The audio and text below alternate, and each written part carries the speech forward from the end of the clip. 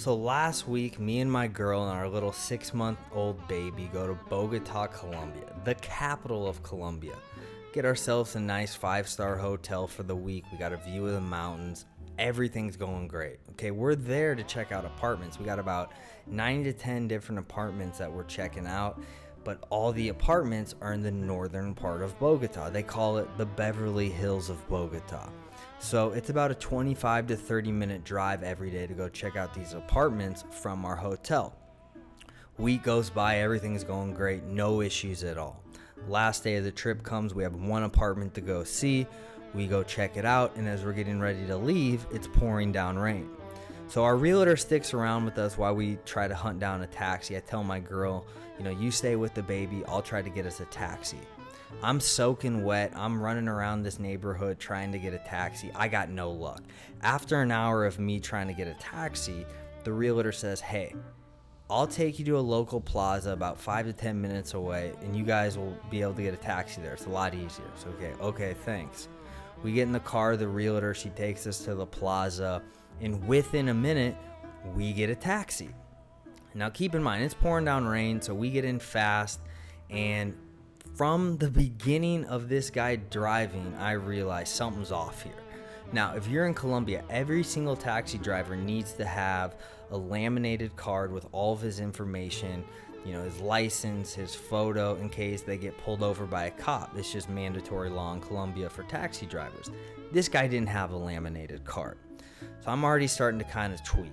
Not only did he not have a laminated card, his whole radio interface was missing, and he didn't even have windshield wipers that work. So I cannot make this up.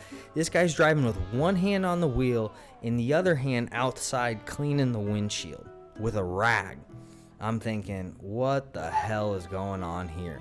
So we keep driving. We tell the guy, hey, this is our hotel, and he starts acting like he doesn't even know where it's at. Keep in mind, this is the most sought after hotel in Bogota. There's no way you don't know where this hotel is, okay? It's in downtown. If you're a taxi driver, you have to know where this hotel is. These guys don't use GPSs, all right? The one requirement of having a taxi service is knowing where things are in the city. So after the guy starts driving, my girl's telling him where to go, I start realizing also this guy's got 3 teeth. Not only that, he's got a full-on, cyst growing on his neck. And at this point, I'm completely tweaked. Okay, I'm holding it in from the outside, but from the inside, I'm tweaking at this point. Okay? And after about 30 minutes go by, I realize we're not even close to this hotel. And I can see his little ticker up there just ticking. And it's going faster than all the other taxi drivers. So I realize at this point, we're getting scammed. And I'm on tilt at this point, all right? I'm just ready to get out and, get another taxi. So I tell my girl, let's have this guy stop and get the hell out.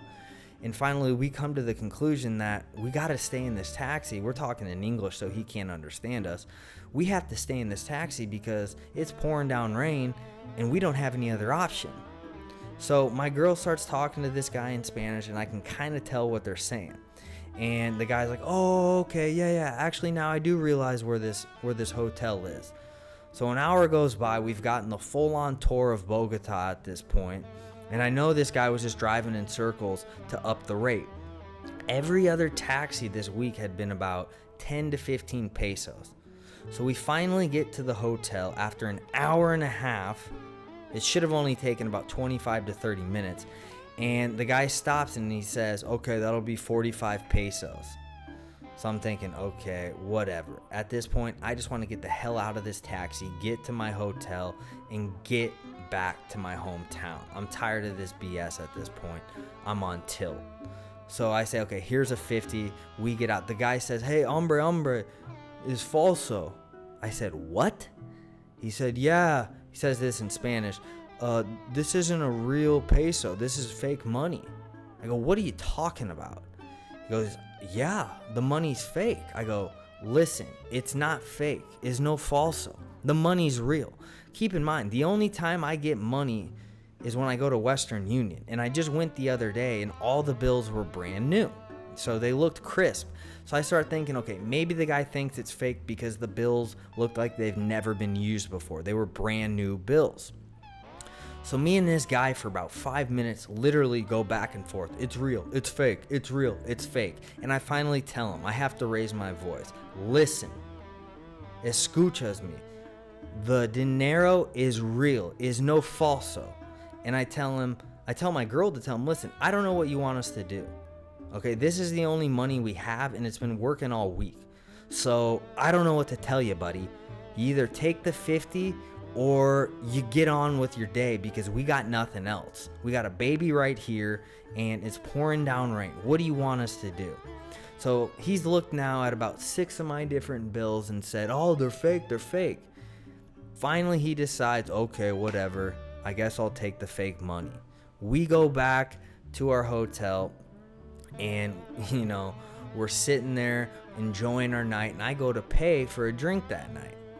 The lady tells me, this is fake money. I go, oh no, not again.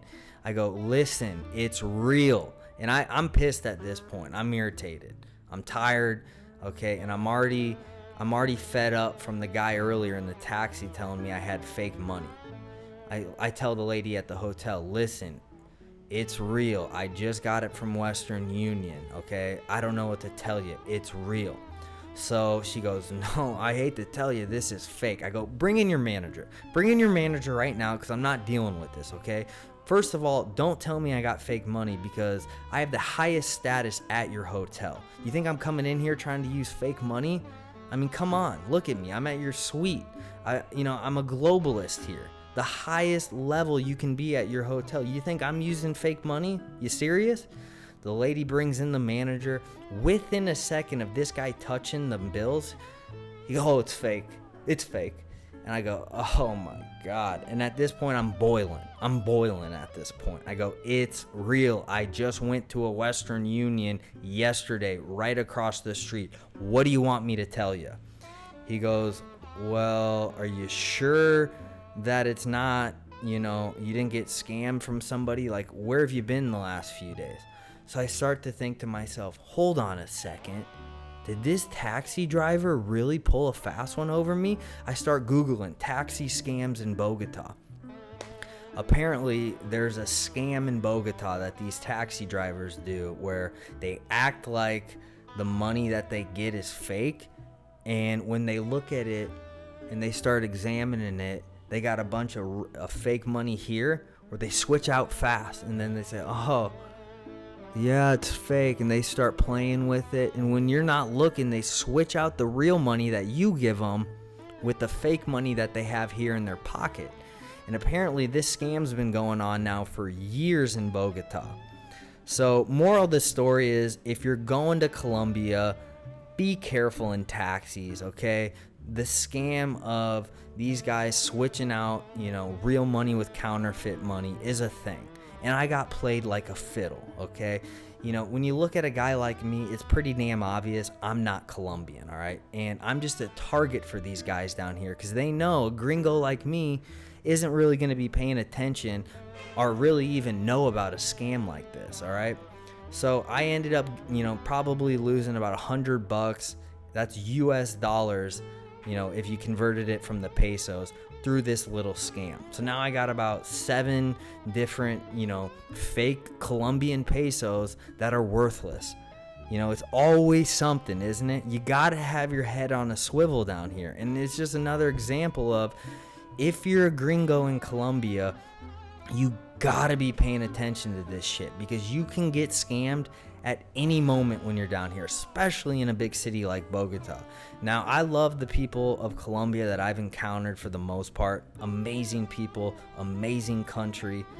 But man, it just sucks to get played like that. And it goes to show, it's always something. Just when you think you're having a good week, when everything's going right, something will pop up, and it's always something. Guys, I hope you enjoyed this story.